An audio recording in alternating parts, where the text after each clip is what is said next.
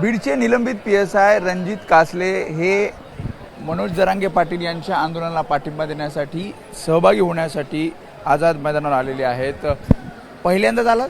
पहिल्यांदाच आलो इथे आझाद मैदानाला सपोर्ट करण्यासाठी पहिल्यांदाच झालं। माझा पाठिंबा हा सोशल मीडियातून मी व्यक्त केला होता, परंतु काही लोकांचं आणि काही कमेंट आल्या की सर आपण डायरेक्ट जाऊन का देत नाहीत तिथं सपोर्ट।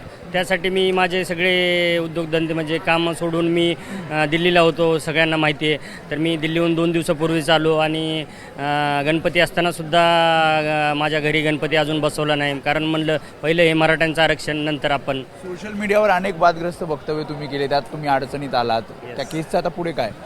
त्या केसेस चालू आहेत, त्या आता त्या तारखा होतील, काय त्याच्यात काय पुरावे तपासले जातील, कोर्टामध्ये युक्तिवाद साक्षी पुरावा होईल आणि त्यावरती मी निर्दोष सुटणार आहे, कारण मी काय कुठला गुन्हाच केला नाही ना मोठा।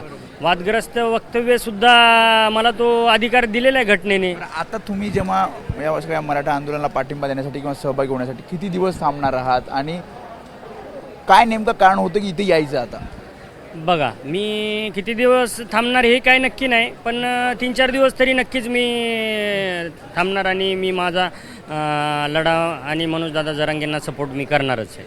आणि इथं लढायला सपोर्ट म्हणजे मी OBC समाजातून आहे, परंतु सुरुवातीला मला मराठा समाजांनी खूप मदत केली आणि मला सोशल मीडियावरती सुद्धा खूप मोठ्या प्रमाणात मराठा समाजानेच मला पुढे केलं, मोठं केलं किंवा माझ्या अन्यायाविरुद्ध लढा दिला। आणि मी जेव्हा बाहेर पडलो त्यावेळेस माझ्याकडे पैसे 1 रुपया नव्हता खिशात, पण मराठा समाजाच्या काही मित्रांनी मला देणगीच्या स्वरूपात अशा मदत। असा लढा चालू आहे म्हणजे बघितलं गेलं तर राज्यामध्ये OBC विरुद्ध मराठा, त्यात तुम्ही इथे येत आहे आंदोलनात सहभागी।